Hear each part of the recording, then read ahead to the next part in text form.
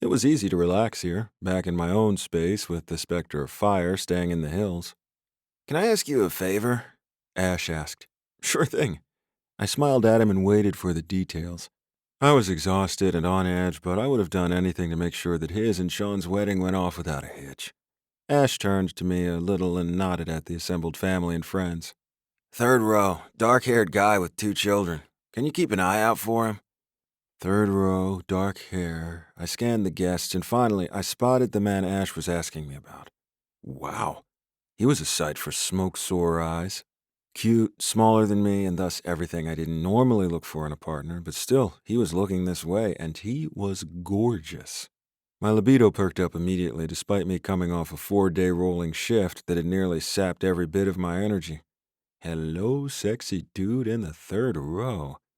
Of course, it didn't matter whether or not I was attracted to him because all he'd see back was a giant of a man.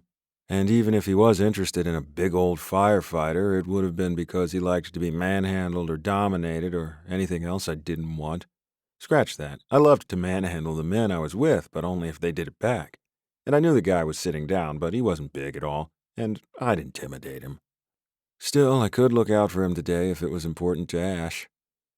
Easily, I agreed.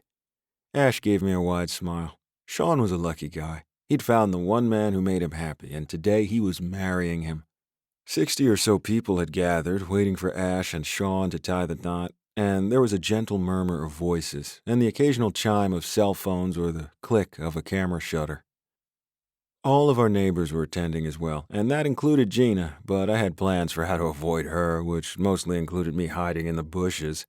I'd take the dark-haired guy with me, and I could sit and eat and not flirt with him. Best of both worlds, I could keep my eye on him at the same time as chilling out. Someone tugged on my pants, and I glanced down to see Mia attempting to climb my leg.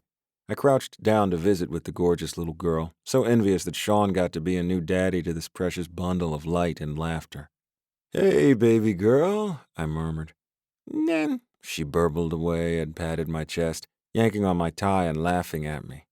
She wore a lacy pink dress, which was covered in tiny white daisies, and holding back her bangs was the prettiest little flower I'd ever seen. She had sweet baby curls, and I wanted to kiss her head and hold her for the entire ceremony. But it wasn't my job to do that, as Leo waded in and scooped her up. He'd been giving me a duty, and that was because he hadn't just come from fighting a brush fire that had eaten 50 acres and was only 60% tamed.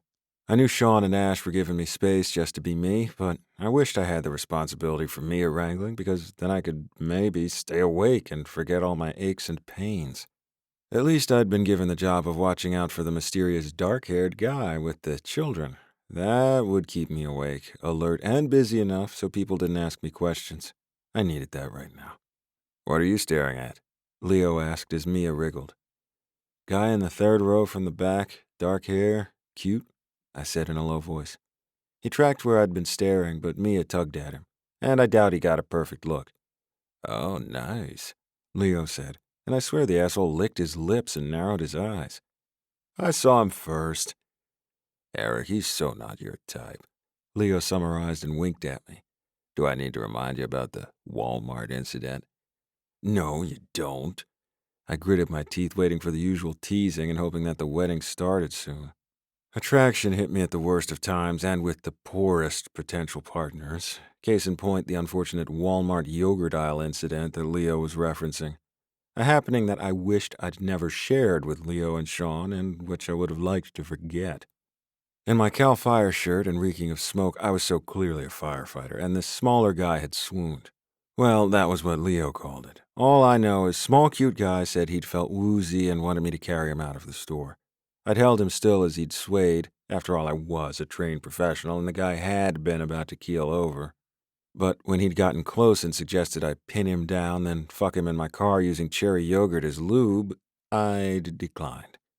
Call me old-fashioned, but sex outside Walmart was a big no. Anyway, car sex was awkward at the best of times. Add the fact I was 6'5", and the logistics of him and me, even with yogurt, were never going to work. Not to mention he'd wanted me to be a big, bad firefighter rescuing him from the graphic dangers of the dairy aisle. I'd turned him down, but had made the unfortunate choice of telling Leo who'd told Sean. Friends. Who needs 'em?